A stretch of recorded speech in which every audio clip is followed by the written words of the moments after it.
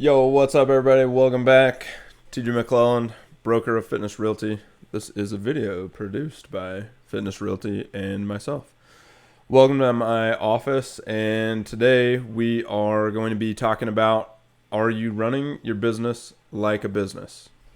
So I have people on my team that I would love for them to answer and evaluate their answers based on some of these questions.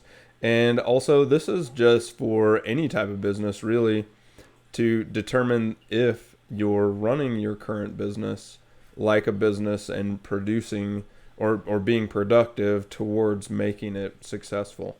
First off, there's going to be a big thank you to Mark Given. That's the guy that produced the questionnaire that I used. I actually went through his course in 2014, maybe something like that, in North Carolina, and the material was just really beneficial. And this form, some of it's outdated, but most of it still rings true. And so, without further ado, I'm gonna show you my progress on a PDF form.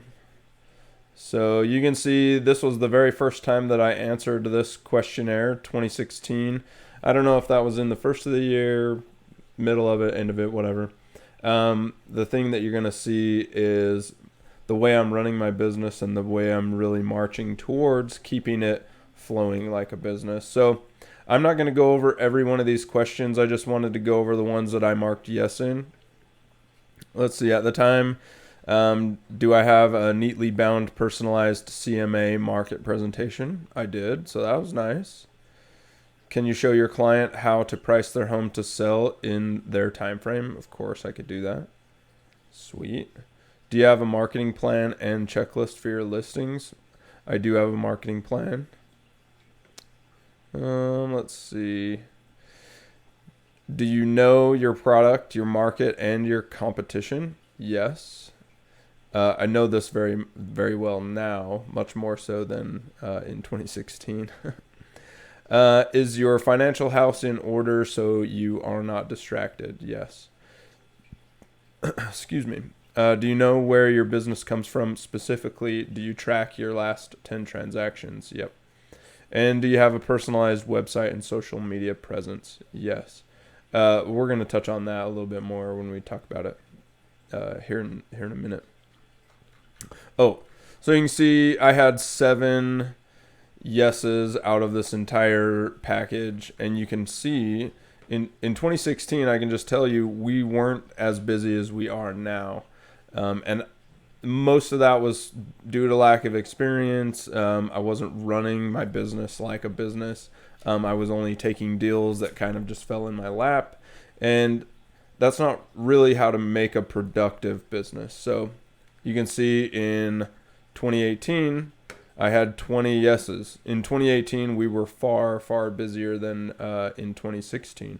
So you can see I've adapted how we're going to do business and how we're utilizing some of these questions have prompted me to they've prompted me to really be able to run with this program and to make a productive business.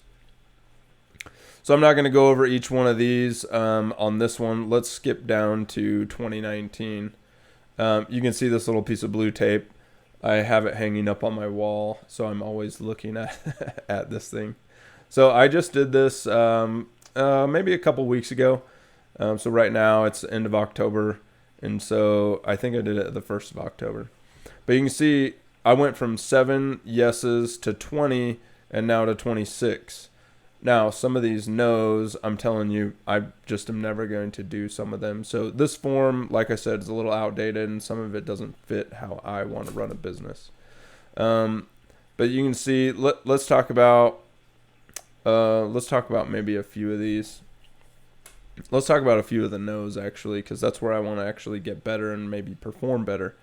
So do you meet with your clients once a year for a review of their real estate? I try to just communicate with my clients all the time. but I don't really have a sit down review once a year over what they need in the future or something like that. I think I would love to set something up that would fit that criteria a little better. Maybe a yearly review, that kind of sounds cool. Maybe a sit down at Topgolf once a year with all my past clients and just chit chat a little bit. So maybe I could develop that. Do you have a buyer interview sheet and a buyer packet readily available?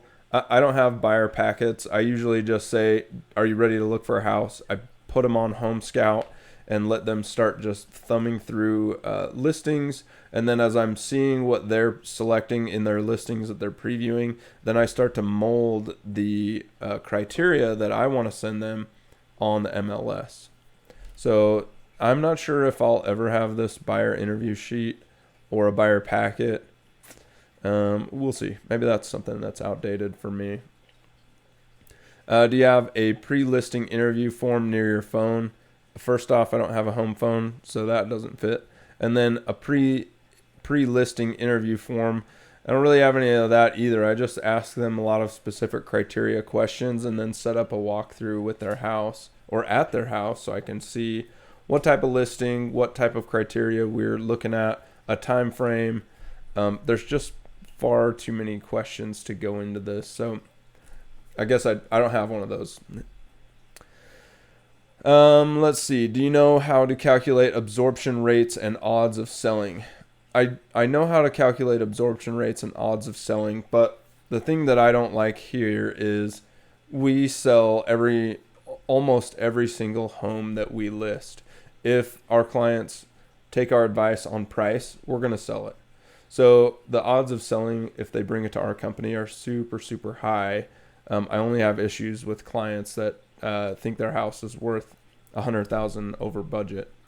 So that just happens sometimes. We work for our clients. They dictate the price. Sometimes it's too high, and that's never going to happen. So the odds of selling an overpriced home are very, very low, almost nil. So maybe I'm not really doing this as well as I could, just because I know if they bring it to our company and we price it to move, everything we do to get the home to sell is so beneficial that I know it's going to sell. So I marked a no here. If you guys have comments or questions on that, maybe yours is a yes, or maybe you'd want to talk about it or something. I'm not sure. All right, let's move down. Have you trained someone how to prepare your buyer and seller packets so that they can be generated quickly and without brain damage? Well, first, I don't have a buyer and seller packet, so that's a no. And then I don't have an assistant or anything like that, so that's also a no with the brain damage. So maybe I could get better there.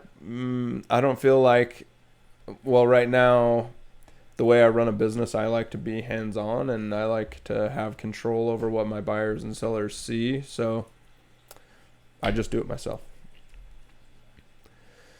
All right. Shows at least 5 things that you or your company do for a client that your competition doesn't do. This one is huge. I am actively working on this one to show seriously the benefits of bringing your business to Fitness Realty over anybody else. We do some things that are very over and above what other realtors do, and so I'm trying to get that list to showcase that. So realtors that are on our team, they also hopefully will put together some type of list that shows their clients why they should pick them. So I marked a no here because I have a list, but it's not ready yet. So I need to work on that. I also marked a no in, are you prepared to answer the 5 most common objections to listing? I don't know what this acronym stands for. I'd have to look that up. But I marked a no here just because I didn't know what these 5 most common objections were. So I do have active good answers for objections to listing. So I'm kind of in the middle. Maybe I could have marked that one somewhere here in the middle. Do you schedule practice time? I marked a no for myself because I don't really practice for myself. most of the time it's appointments that are real, and I guess sometimes you could call that practicing maybe. I would mark this more like a maybe if you considered helping team members practice, because I definitely enjoy that, and we do that quite frequently. So maybe it's in the middle. Let's see. Do you have several relocation packages and buyer packages at your desk so they are easily accessible when you need them? Like I said, I don't really have any package, so that's a no. I just ask them a lot of questions and start the game going. Do you have a feel-good account? I don't have a feel-good account. I just have a bunch of different accounts, so I don't really have one like that. I guess I could make one. Do you have a wealth creation? Oh, do you have your wealth creation on automatic pilot? I feel like this is a no because I'm actively working it every day, all the time. So no autopilot. Do you have a written business plan? Do you have a written budget? I don't have a current written business plan. I am currently working on that right now with one of our team members who's finishing his MBA. So we're working on that together, just bouncing ideas off of each other. And then a written budget. I do have a written budget, but it's very loose. So I need to work better on that one. Do you know where your business comes from specifically? Do you track your last 10 transactions? I need to create a sheet or something that says where these last 10 transactions came from, or where my business comes from specifically. There's a lot of things that I'm tracking. One is the business perspective of ROI on marketing that we have on Facebook, Instagram, Google.